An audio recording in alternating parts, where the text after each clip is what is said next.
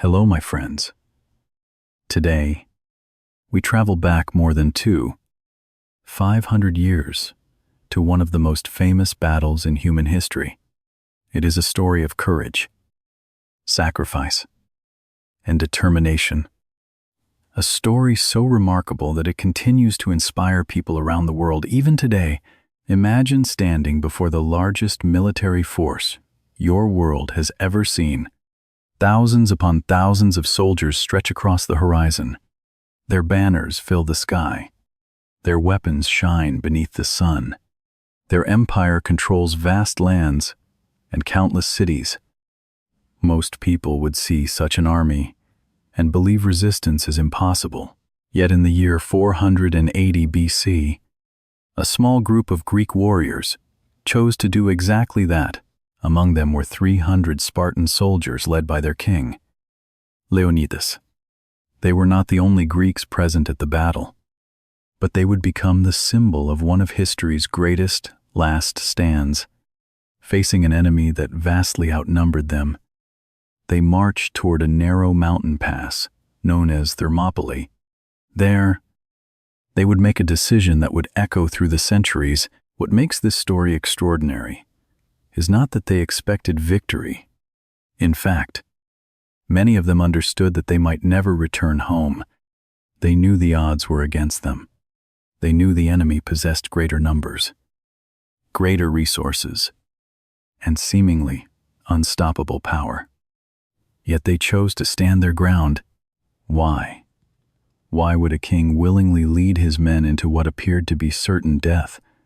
Why would 300 warriors refuse to retreat when survival seemed impossible? And how did a battle that ended in defeat become one of the most celebrated moments in military history? To answer those questions, we must first understand the world in which these men lived. We must understand the empire that threatened Greece and the civilization that produced warriors, unlike any the ancient world had ever seen. Because before there was Thermopylae, before there was Leonidas, and before the 300 Spartans became legends, a powerful ruler was preparing one of the greatest invasions the world had ever witnessed. His name was Xerxes, and he commanded the mightiest empire on earth. Long before the Battle of Thermopylae, a vast empire had risen in the east, stretching across 3 continents. The Persian Empire was unlike anything the ancient world had ever seen. It controlled lands from modern-day Egypt to parts of India, governed millions of people, and commanded enormous wealth. Roads connected distant provinces, armies protected trade routes, and powerful kings ruled over one of history's greatest civilizations. To many people living at that time, Persia seemed unstoppable. At the center of this empire stood a man named Xerxes I. He inherited a kingdom built by his father, Darius the Great, one of the most successful rulers in Persian history. Yet Xerxes was not content simply to maintain what he had inherited. He wanted more. He wanted to expand Persian power even further and finish a mission that his father had begun. Years earlier, Darius had attempted to conquer Greece. However, in 490 BC, his forces suffered a surprising defeat at the Battle of Marathon. The victory shocked the ancient world. A collection of Greek city-states had managed to resist one of the most powerful empires on earth. For the Persians, this defeat was more than a military setback. It was an insult. Xerxes intended to correct that humiliation, determined to bring Greece under Persian control. He began preparing an invasion on a scale few had ever witnessed. Historical accounts describe years of planning and enormous resources devoted to the campaign. Soldiers were gathered from every corner of the empire. Different peoples, speaking different languages and carrying different weapons, joined the massive force.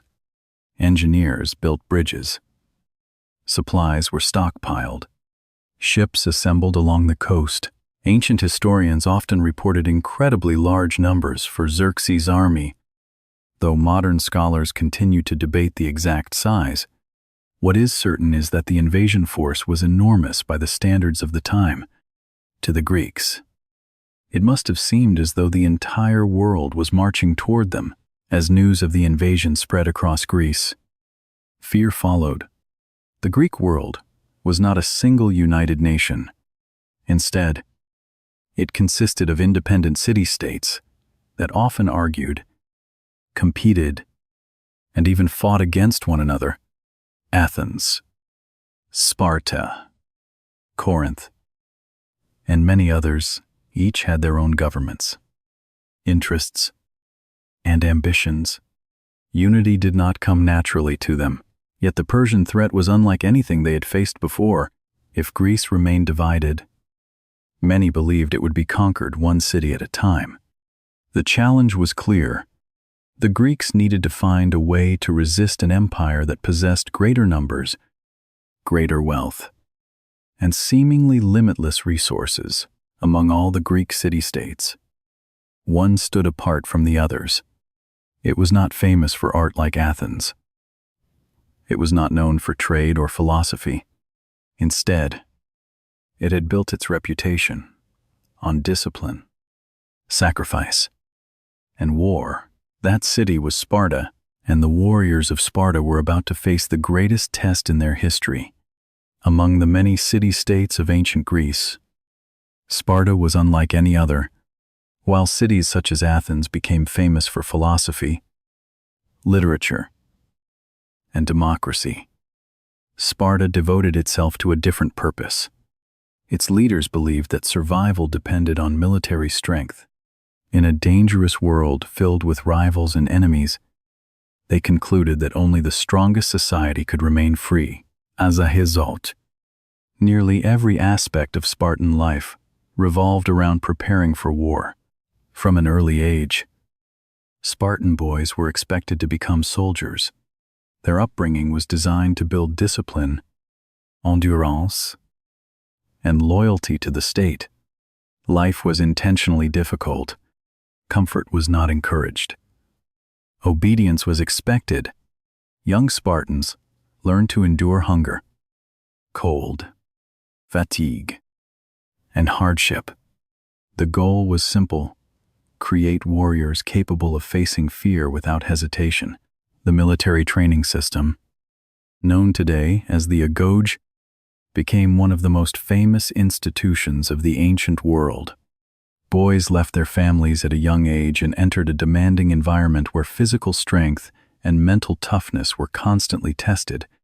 They trained together, fought together, and learned to place the needs of Sparta above their own.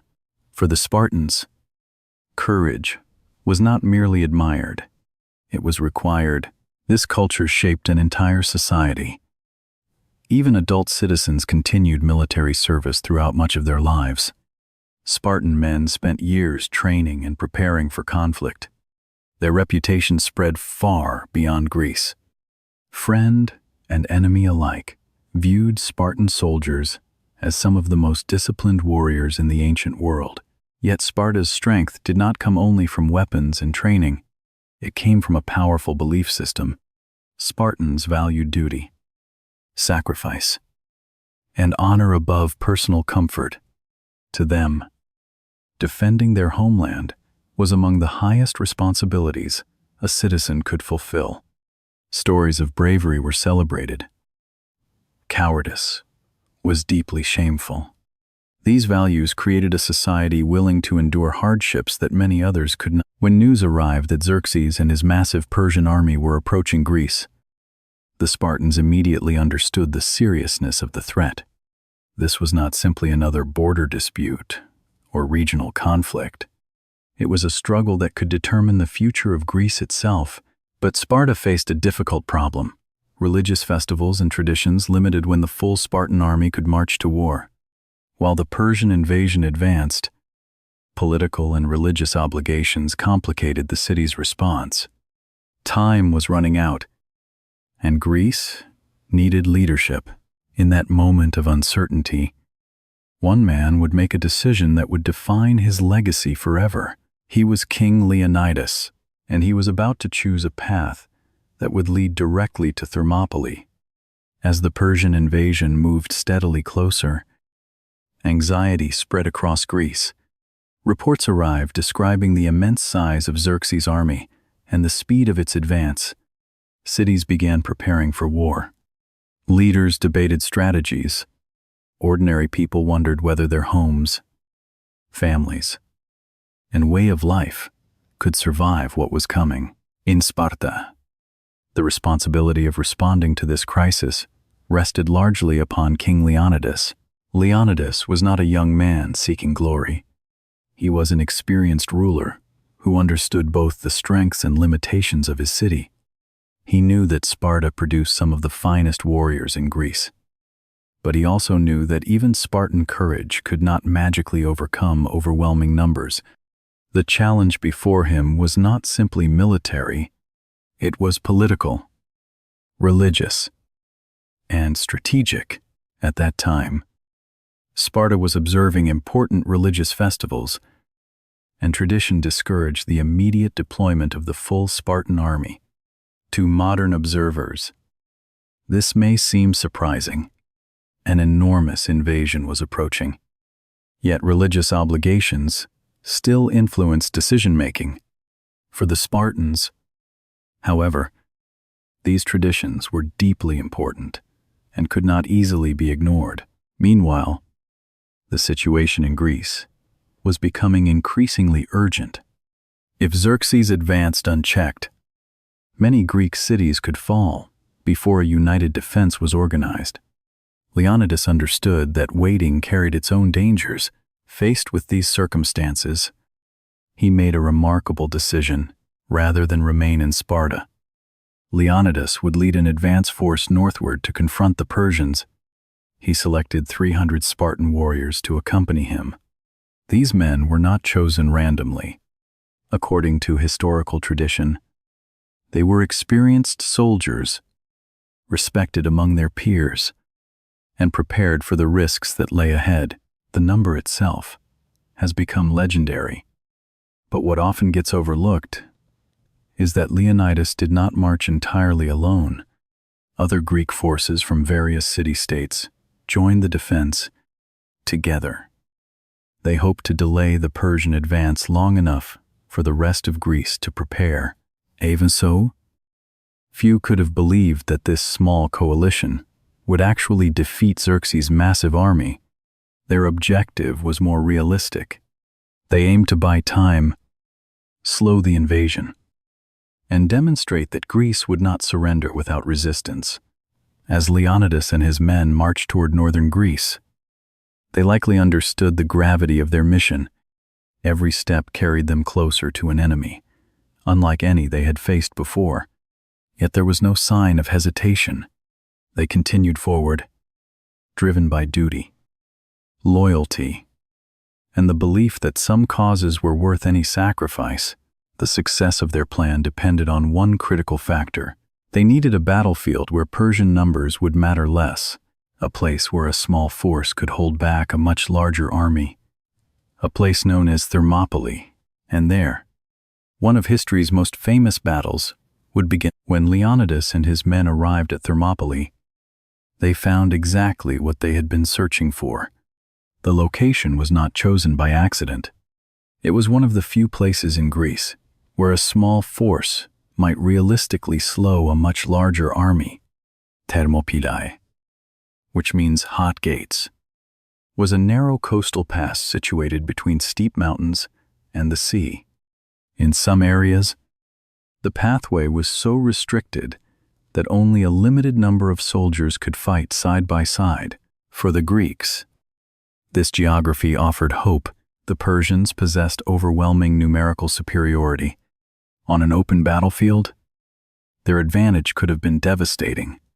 Thousands of soldiers could attack from multiple directions, surround their enemies, and use their numbers to crush resistance. But Thermopylae changed the situation completely.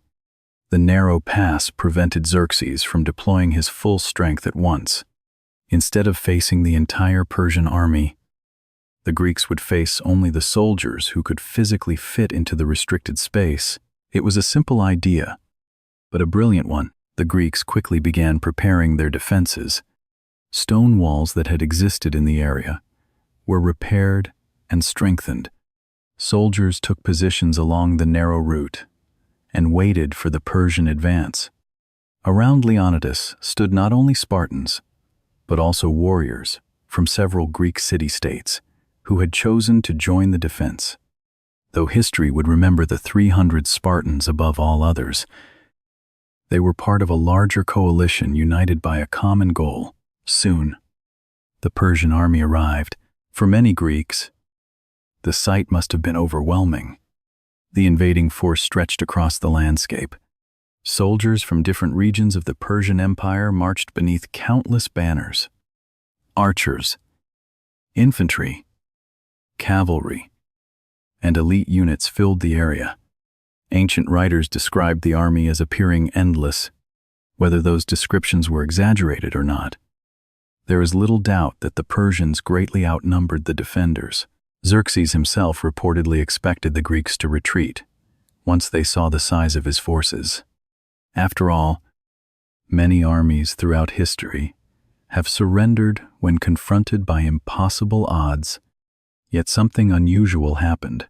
The Greeks stayed, day after day. They remained at their positions.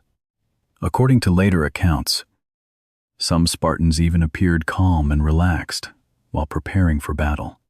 Stories tell of warriors combing their hair before combat, a traditional Spartan practice that surprised Persian observers. To the invaders, such behavior seemed almost unbelievable. How could men facing certain destruction behave with such confidence? What the Persians were about to discover was that the defenders of Thermopylae were not relying on numbers. They were relying on discipline, training, leadership, and terrain. The stage was now set. One of the most famous confrontations in military history was about to begin, and soon, 300 Spartans would face the mightiest empire on earth. The first attack came sooner than many expected. Xerxes had arrived at Thermopylae confident that the Greek defenders would either flee or surrender. From his perspective, resistance seemed hopeless. He commanded one of the largest armies of the ancient world, while the Greeks represented only a tiny fraction of his strength. Surely, he believed, the battle would be over quickly, but the Greeks refused to move for several days. Xerxes reportedly waited, giving the defenders an opportunity to retreat. When they remained in position, he finally ordered his forces forward. Persian soldiers advanced into the narrow pass, expecting to overwhelm the defenders through sheer numbers. Instead, they encountered something very different. The Greek soldiers fought in a tightly organized formation known as the phalanx, standing shoulder to shoulder, protected by large shields and armed with long spears. They formed a wall of discipline and steel. In the confined space of Thermopylae, this formation became incredibly effective. The Persians could not easily surround them, and only a limited number of attackers could engage at one time. Wave after wave of Persian troops pushed into the pass. Wave after wave was driven back. The Spartans and their allies fought with remarkable coordination. Their training allowed them to move as a single unit. When one soldier grew tired, another stepped forward. Shields overlapped. Spears thrust forward. The narrow battlefield turned the Persian advantage into a burden. Their superior numbers could not be fully used as casualties mounted. Xerxes became increasingly frustrated. The quick victory he had expected failed to materialize. According to ancient accounts, he watched the fighting from a nearby position and witnessed repeated assaults collapse against the Greek line. Determined to break the defense, Xerxes committed some of his finest troops to the battle. Among them were the Immortals, an elite Persian force renowned throughout the empire. Their name alone inspired fear. These soldiers represented the best Persia had to offer, and many believed they would easily crush the defenders. Yet even the immortals struggled. The terrain continued to favor the Greeks. Spartan discipline continued to hold. The defenders used the narrow pass to neutralize the advantages of their enemy. For 2 days, the Greek position remained secure. Against all expectations, a small force had halted the advance of a mighty empire. News of the resistance spread quickly across Greece. People learned that Xerxes' seemingly unstoppable army had been delayed. Time was being bought. Preparations could continue. Hope remained alive, but beneath the surface, danger was growing. The Persians were learning. They were searching for weaknesses. Somewhere beyond the narrow pass lay an opportunity that could change everything. And unfortunately for Leonidas and his men, there was someone willing to reveal that secret. His name was Ephialtes, and his betrayal would alter the course of the battle forever. For 2 days, the defenders at Thermopylae had achieved what many believed was impossible. A relatively small Greek force had held back the advance of the Persian Empire, frustrating Xerxes and proving that discipline and strategy could challenge overwhelming numbers. Yet despite their success, Leonidas and his men faced a problem they could not solve with courage alone. The pass of Thermopylae was not completely isolated. Hidden among the mountains was a narrow path known to local inhabitants. This route bypassed the main defensive position and provided a way around the Greek lines. The Greeks were aware of its existence and had stationed a small force to guard it. However, maintaining security across difficult terrain was never easy, especially when facing an enemy as determined as Xerxes. At some point during the battle, a local man named Ephialtes approached the Persians, motivated by the promise of reward. He revealed the existence of the mountain path and offered to guide Persian troops around the Greek defenses. His decision would become one of the most famous acts of betrayal in ancient history. For Xerxes, the information was invaluable. Under the cover of darkness, a selected Persian force began moving through the mountains. Led by local guidance, they advanced toward the route that would place them behind the Greek position. The defenders guarding the path eventually became aware of the approaching Persians, but by then, the situation had become extremely dangerous. News soon reached Leonidas. The Persian army was no longer confined to the narrow pass in front of him. Soon, enemy soldiers would appear behind the Greek lines as well. The strategic advantage that had protected the defenders for 2 days was disappearing. At that moment, Leonidas faced the most important decision of his life. He understood exactly what the new situation meant. If the Persians attacked from both directions, the defenders could become trapped. Escape would become nearly impossible. The battle was entering its final stage. Different ancient sources describe the events that followed in slightly different ways, but most agree on one essential point. Leonidas recognized that the position could no longer be held indefinitely. Many of the Greek allies were ordered or allowed to withdraw, preserving their forces for future battles. Their survival would help continue the broader struggle against Persia. But Leonidas chose a different path. Rather than retreat, he remained, alongside his 300 Spartans and a small number of other loyal Greek defenders. He prepared to make a final stand. The mission had changed. No longer were they fighting simply to block a road. Now, they were fighting to buy every possible moment for Greece. As dawn approached, the defenders understood what awaited them. The Persians were coming from the front. The Persians were coming from behind, and the last battle of Leonidas was about to begin. The morning of the final battle arrived with a grim certainty. Leonidas and the men who remained at Thermopylae knew exactly what awaited them. There would be no rescue.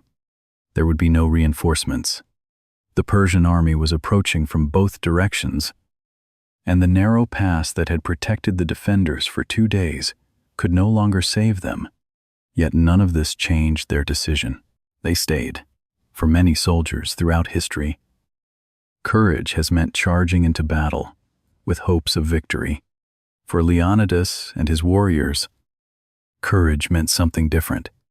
It meant standing firm even when victory was no longer possible. It meant fighting not because they expected to survive, but because they believed their sacrifice served a greater purpose. As the Persians launched their final assault, the defenders fought with extraordinary determination. Ancient accounts describe fierce combat as wave after wave of attackers crashed against the remaining Greeks. The battle became increasingly desperate. Spears shattered. Shields broke. The fighting moved closer and closer. As the defenders were gradually pushed back, somewhere during the struggle, King Leonidas was killed. His death became a turning point in the battle. The Greeks reportedly fought fiercely to recover and protect the body of their fallen king. Even in death, Leonidas remained the symbol of their resistance. Around him, Spartan warriors continued fighting despite overwhelming odds. The numbers were simply too great. Persian forces attacked from multiple directions, gradually surrounding the defenders. Yet the Greeks refused to surrender. They continued resisting for as long as they could, turning every moment into a costly victory of its own. Every minute they delayed, the Persian advance allowed more time for the rest of Greece to prepare. Eventually, the battle came to an end. The defenders who had chosen to remain were killed. Thermopylae had fallen. On the surface, it appeared to be a Persian victory. Xerxes controlled the battlefield. His army continued its advance into Greece. By traditional military standards, the Greeks had lost, but history would remember the battle very differently. The Persians had won the field. Yet the story of Leonidas and his warriors spread throughout Greece. Their stand became a symbol of resistance, courage, and sacrifice. City-states that often disagreed with one another found inspiration in what had happened at Thermopylae. The determination shown by the defenders strengthened Greek resolve during one of the most dangerous moments in their history. The battle was over. The Spartans were gone. Leonidas was dead. Yet somehow, their story was only beginning, because more than 2,500 years later, the world still remembers the 300, and understanding why may be the most important part of this entire story. More than 2,500 years have passed since the Battle of Thermopylae, yet the names Leonidas and the 300 remain known throughout the world. Countless battles have been fought since then. Empires have risen and fallen. Entire civilizations have disappeared. Yet the story of a small group of warriors standing against overwhelming odds continues to capture the human imagination. Why part of the answer lies in the extraordinary contrast at the heart of the story. People naturally remember moments when the weak challenge the powerful, when a small force refuses to surrender to a much larger one, and when individuals choose principle over survival.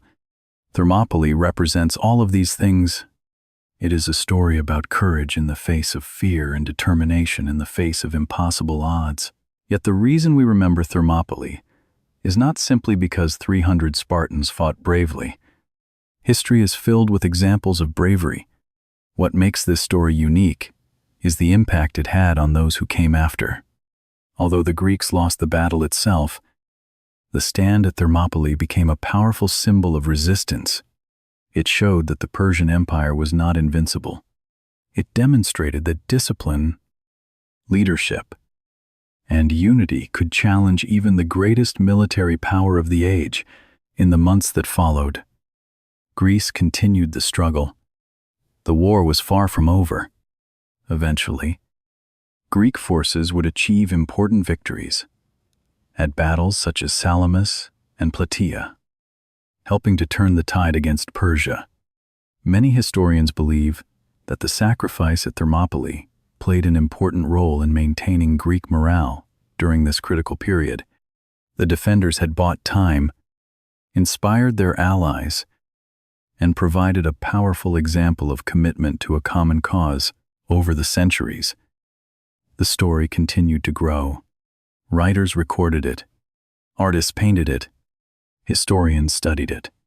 Generations of leaders, soldiers, and ordinary people found inspiration in the example of Leonidas and his men. The details of the battle have been debated, examined, and retold countless times. But the central message has remained remarkably consistent. Some things are worth defending, some principles are worth sacrifice, and sometimes the significance of an action cannot be measured by victory or defeat alone. Today, when people speak of the 300, they are not usually discussing military tactics or ancient politics. They are talking about courage. They are talking about loyalty. They are talking about the willingness to stand firm when retreat would be easier. That is why the story endures. The Spartans did not survive Thermopylae. They did not win the battle. But they achieved something far more difficult. They became unforgettable. Thank you for joining me on this journey into one of history's most famous battles. If you enjoyed this story, let me know in the comments. And until next time, keep learning, keep exploring, and never stop being curious about the remarkable stories hidden within our past.